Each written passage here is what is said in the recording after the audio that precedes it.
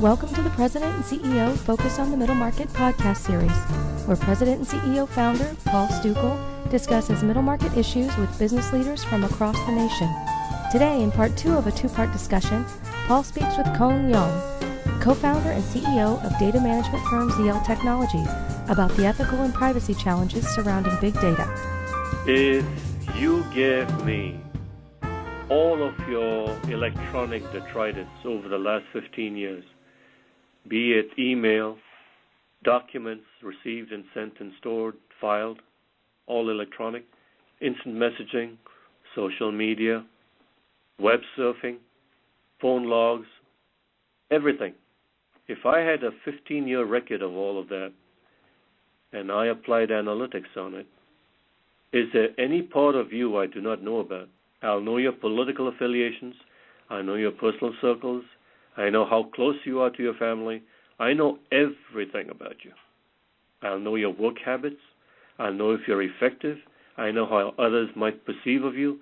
I know pretty much everything there is to know about you. Think of what power might lie in management's hands if they could have this on tap for their entire workforce. The use cases are infinite. Now, the disconcerting part is that it smacks way beyond 1984.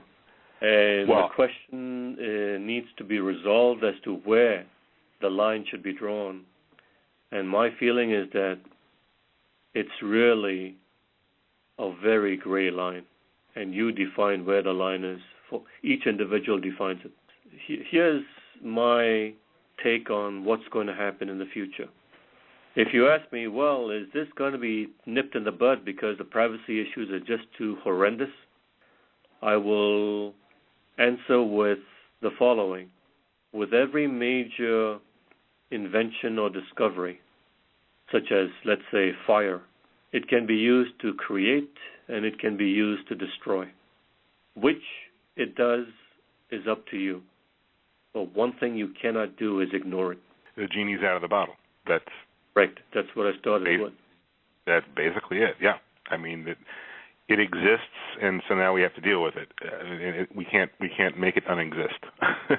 Certainly. Well, you could for a short time, but then the repercussions are significant. For example, you can choose to ignore it, but then your competitors run with it, and basically you're out of business in a few years. Just to complete the thought, the issue of privacy and that queasy factor, actually there is an answer, and that is also through technology. If you can have in technology assert enough control and policy on the content, it can then effectively give you a privacy dial, and you dial it to the level you're comfortable with. Just as they do with the CIA. If they're really paranoid about certain documents, then they slap the label top secret and only certain people can access it, and it's all audit trail and all of that stuff. But I must point out the point that, I mean, when you have who's the guy? Who's the great? It's not the WikiLeaks guy, but it's the other guy, Snowden. Snowden guy. You know, I mean, there's always a Snowden out there. Actually, we are called upon to do something there too, if you're interested. Sure. We track tens of billions of documents.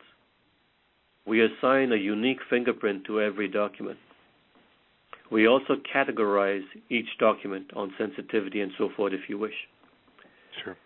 Now, given that, we can then draw a vector graph by time as to where all your sensitive documents are flowing.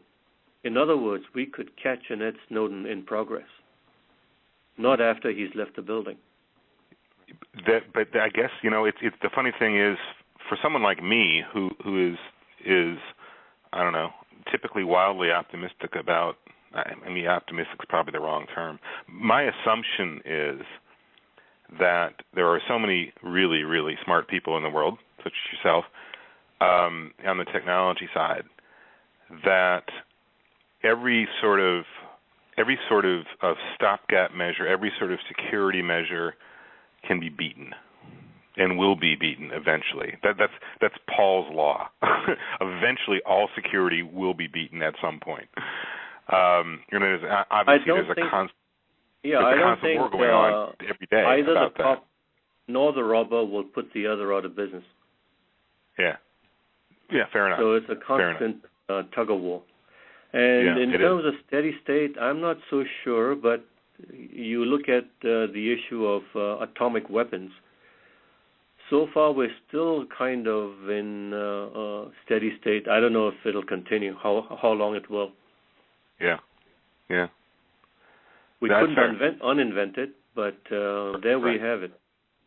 Right. So I hope it doesn't get to wide swings, and we try to keep the pendulum within a certain range.